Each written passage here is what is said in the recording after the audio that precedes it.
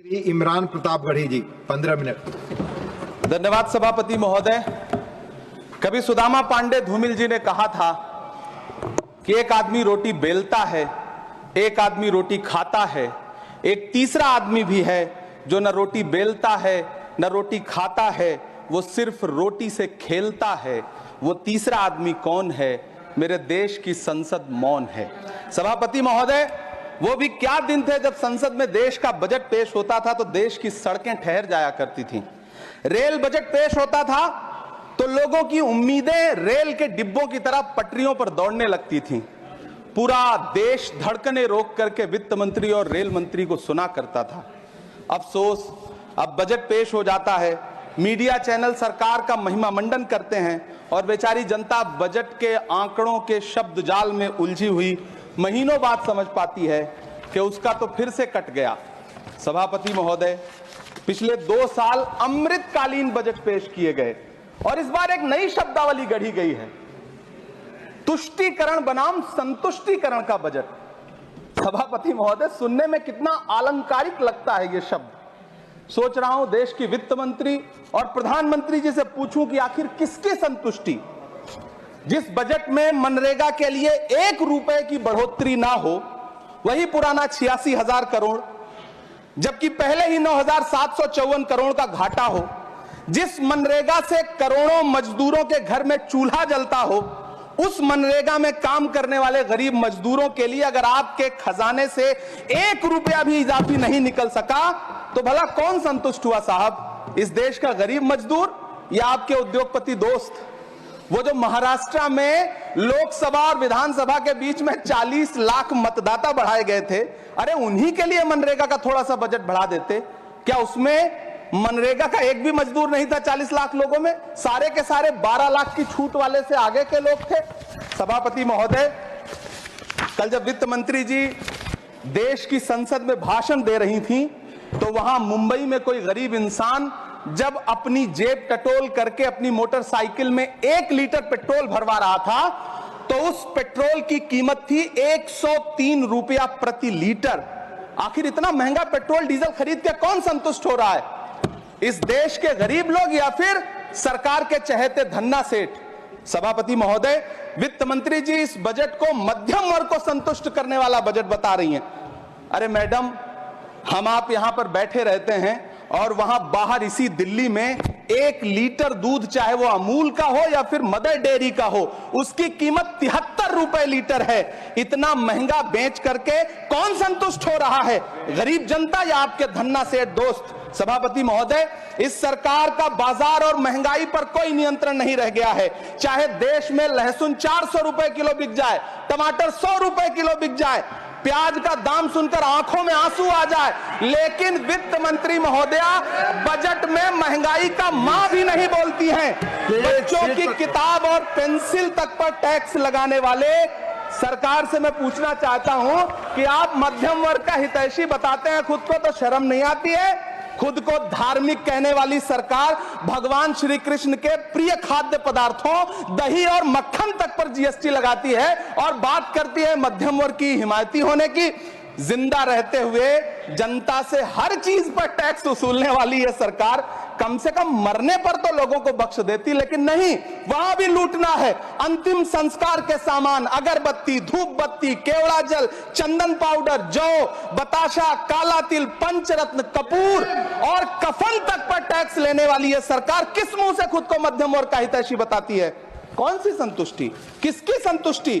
कदम कदम पर टैक्स देकर लुटने वाली जनता की या फिर जनता से टैक्स वसूल करके धन्ना सेठों का खजाना भरने वाली सरकार की?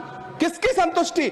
सभापति महोदय, 18 अगस्त 2015 आरा का बिहार का ऐतिहासिक मैदान, सजा हुआ मंच, हजारों की भीड़ और सामने खड़े हुए देश के प्रधानमंत्री का भाषण।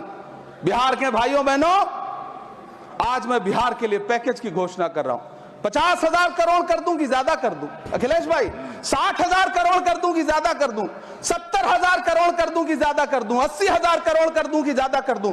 चलो, मैं बिहार को 1.25 लाख करोड़ का पैकेज दे रहा हूं। 10 साल हो गए सभापति महोदय, वही ढाक के 3 पात, बिहार आज भी विकास की बाट जोह रहा है।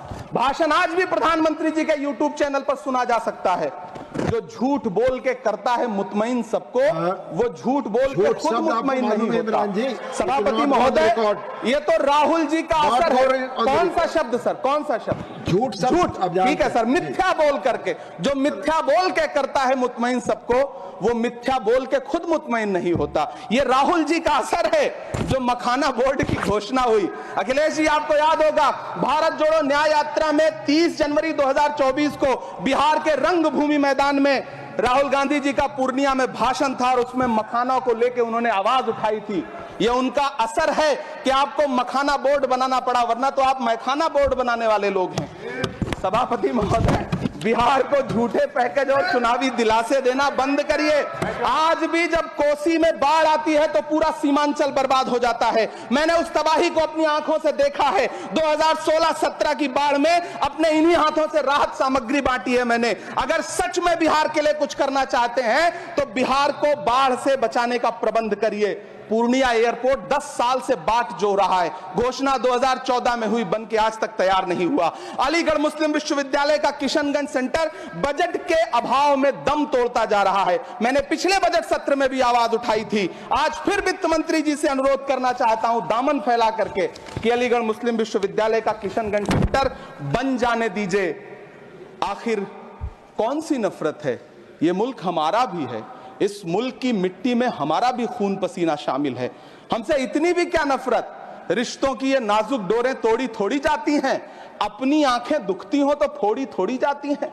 सभापति महोदय, अल्पसंख्यक मंत्रालय का बजट काटकर मौलाना आजाद नेशनल फेलोशिप बंद कर देना, प्री मैट्रिक स्कॉलरशिप बंद कर देना, नई मंजिल योजना बंद करना, धरोहर योजना बंद करना। 2024-25 के बजट में माइनॉरिटी मिनिस्ट्री के लिए 3183 करोड़ रुपए की घोषणा हुई, लेकिन देश को हैरत होगी कि बाद में समीक्षा करके लगभग आधा कर दिया गया, 1868 करोड़ रुपए। मुझे सरकार से पूछना है कि कौन संतुष्ट हुआ? इस देश का अल्पसंख्यक संतुष्ट हुआ या आप संतुष्ट हुए? किसका संतुष्टीकरण? सभापति महोदय, मैं प्रधानमंत्री जी से कहना चाहता हूं कि आप ही ने 1 मार्च 2018 को किंग अब्दुल्ला को, जॉर्डन के किंग अब्दुल्ला को मेहमान बना करके इसी दिल्ली में एक कॉन्फ्रेंस में कहा था कि मैं मुसलमानों के एक हाथ में कंप्यूटर और दूसरे हाथ में कुरान देना चाहता हूं। कंप्यूटर देने की बात तो छोड़िए, पढ़ाई के लिए जो स्कॉलरशिप मिल रही थी उसको भी छीन लिया आपने। किसको संतुष्ट करने के लिए? हम समझते हैं इस साजिश को। आप माइनॉरिटी मिनिस्ट्री का बजट काटते काटते एक दिन मिनिस्ट्री को ही बंद कर देना चाहते हैं। वो जहर देता तो सबकी नजर में आ जाता, सो ये किया कि हमें वक्त पर दवाएं न दी। सभापति महोदय, मैं तो वित्त मंत्री जी से पूछना चाहता हूं आपके माध्यम से कि शायद आपको पता ही नहीं है कि गृहस्थी चलाने वाली एक गृहिणी की मुश्किलें क्या क्या होती हैं। आपने कभी सोचा भी नहीं होगा कि जब वो किचन में सब्जी बनाने के लिए कढ़ाई में तेल डालती है तो उसके साथ उसके आंसू भी गिरते हैं। सभापति महोदय, शायद उन्हें पता भी ना हो कि एक छोटी सी गाड़ी और एक छोटे से फ्लैट का EMI भरने के बाद इस देश का एक गरीब इंसान जब अपने बच्चों की फीस भरने के बारे में सोचता है तो उसे कितनी खुशियों का गला घोंटना पड़ता है। शायद उनको पता भी नहीं है कि फसल बेच करके बिटिया की शादी का सपना सजाने वाला किसान जब अपनी फसल बर्बाद देखता है तो कितनी रातें सो भी नहीं पाता है। सभापति महोदय, शायद वो कभी इस पीड़ा को समझ ही नहीं पाएंगी कि परिवार के किसी एक सदस्य को कैंसर जैसी बीमारी हो जाए तो घर और जमीनें गिरवी रख उठती हैं लेकिन इलाज नहीं हो पाता। सभापति महोदय, इसी देश की संसद में कभी स्वर्गीय सुषमा स्वराज जी ने कहा था कि जब देश की करेंसी गिरती है तब देश की प्रतिष्ठा गिरती है। एक तरफ कोलंबिया जैसा छोटा सा देश और उसके प्रधानमंत्री गुस्तावो पेत्रो खड़े हैं जो कोलंबिया के नागरिकों को हथकड़ी लगाकर लाने वाले जहाज को अमेरिका बैरंग वापस लौटा दे रहे हैं, और दूसरी तरफ हमारे प्रधानमंत्री जी खड़े हैं जो बेड़ी और हथकड़ी लगा करके लाए गए बेटों के अपमान पर एक शब्द नहीं बोल रहे। सभापति महोदय, मैं इतिहास के पन्ने पलट रहा हूं, मुझे 2 किरदार याद आ रहे हैं। एक तरफ निक्सन के 7वें बेड़े की धमकियों के सामने लोहे की तरह अडिग इंदिरा गांधी खड़ी हैं, तो दूसरी तरफ खुद ही नमस्ते ट्रंप का नारा लगाते हुए प्रधानमंत्री जी खड़े हैं। मेरे कानों में सुषमा स्वराज जी की आवाज गूंज रही है।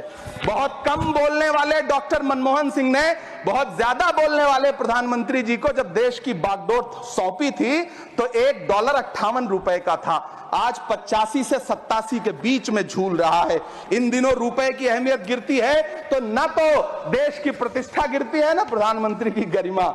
जिस देश में 80 करोड़ लोगों को 5 किलो राशन के लिए कतारों में लगना पड़ता हो, उस देश में यह सरकार 12 लाख तक के टैक्स न लेने के लिए अपनी पीठ थपथपा रही है।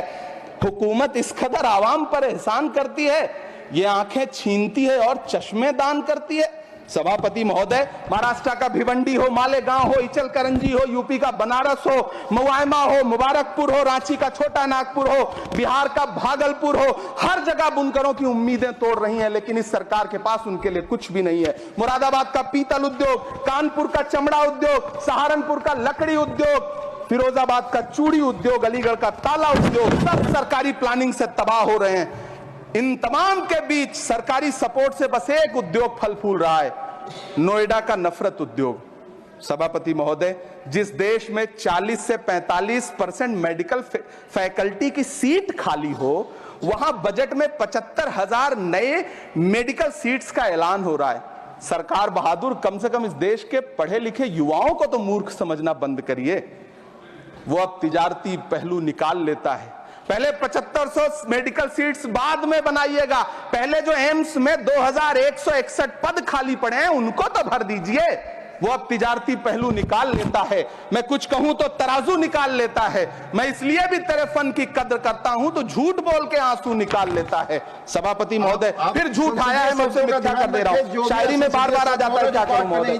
काश ये बजट, सभापति महोदय, वो एक शब्द मैं मिथ्या कर दे रहा हूं सर, वो एक शब्द को हटा दीजिए। ध्यान रखें, ऐसे जो भी शब्द होंगे आपके भाषण में सभापति महोदय, काश ये बजट बीपीएससी के पेपर लीक की शिकायत करने वाले नौजवानों पर बरसती हुई पुलिस के लाठियों पे, जख्मों पर मरहम लगा पाता।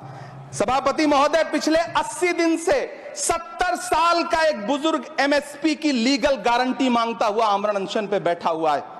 काश ये बजट किसान नेता जगजीत डल्लेवाल की टूटती हुई सांसों की पीड़ा सुन पाता। काश ये बजट प्रतियोगी परीक्षाओं की तैयारी के लिए दिल्ली, कोटा, पटना, अहमदाबाद जैसे शहरों में, इलाहाबाद जैसे शहरों में किताबों के साथ गल रहे युवाओं के सपनों को जिंदगी दे पाता।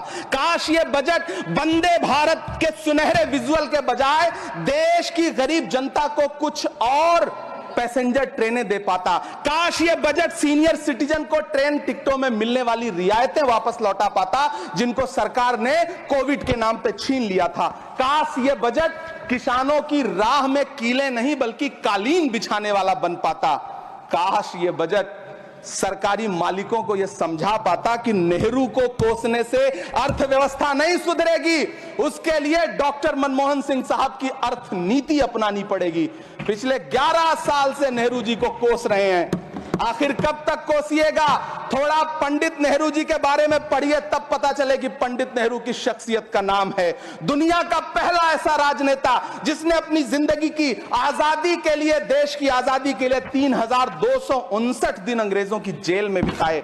पंडित नेहरू एक ऐसे महान शख्स जिनके पिता पंडित मोतीलाल नेहरू, जिनकी बहन विजय लक्ष्मी पंडित, जिनके बहनोई पंडित रंजीत सीताराम, जिनकी बेटी इंदिरा गांधी, जिनके दामाद फिरोज गांधी, सब ने अंग्रेजों से लड़ते हुए स्वतंत्रता आंदोलन में जेल काटी। आप किस मुंह से उनकी लकीर छोटी करने की बात करते हैं? नहीं कर पाइएगा, 7 जन्मों में नहीं कर पाइएगा, क्योंकि जिस्म की मौत कोई मौत नहीं होती है। जिस्म मिट जाने से इंसान नहीं मर जाते, धड़कने रुकने से अरमान नहीं मर जाते, सांसें थम जाने से ऐलान नहीं मर जाते। जिस्म की मौत कोई मौत नहीं होती है। सभापति महोदय, मैं आपके सामने खड़ा होकर के एक बहुत छोटी सी कहानी सुनाना चाहता हूं कि महान बादशाह सिकंदर ने जब यूनान फतेह किया तो जीत का जश्न मनाने के लिए शहर की सड़कों पर निकला, तो उसने देखा कि पूरा शहर तो जश्न मना रहा है, एक फकीर सड़क के किनारे चादर तान के सो रहा है। सिकंदर को गुस्सा आया, घोड़े से उतरा, उस फकीर के पास गया और उसे सोता देख करके उसे जोर की एक लात मारी और लात मार के कहा कि क्यों रे फकीर, मैंने यूनान फतेह कर लिया, लोग जश्न मना रहे हैं और तू सो रहा है। उस फकीर ने उन्नीदी आंखों से सिकंदर को देखा और देख करके कहा कि शहर जीतना बादशाहों का काम है, लेकिन लात मारना तो गधे का काम है। सभापति महोदय, गरीब जनता को लात मारना बंद करिए। ये अमीरों के लिए बनाया गया बजट है, ये निराशाजनक बजट है। हम अमृतकाल सुनते आ रहे थे, ये अमृतकाल इतनी जल्दी समाप्त हो गया कि अब अमृतकाल का कोई नाम तक नहीं लेना चाहता है। इसलिए मैं इस सदन में खड़ा होकर के देश की वित्त मंत्री महोदया से कहना चाहता हूं कि आपने अल्पसंख्यकों के बजट में जो कटौती की है उसको बहाल करिए। आपने मनरेगा को जो स्थिर रखा है उसका घाटा 9,754 करोड़ है, कम से कम उतना बढ़ा करके फिर से उसे बहाल करिए। नौजवानों के लिए रोजगार दीजिए, किसानों को एमएसपी की लीगल गारंटी दीजिए। यही मैं आपसे अपील कर रहा हूं। धन्यवाद सर, आपने इतना जो समय दिया उसके लिए शुक्रिया। अगर आपने हमारा अभी तक चैनल सब्सक्राइब नहीं किया है तो कृपया चैनल सब्सक्राइब कर लें, लाइक करें, शेयर करें, कमेंट करें। तो मिलते हैं फिर किसी और खबरों के साथ। नमस्कार।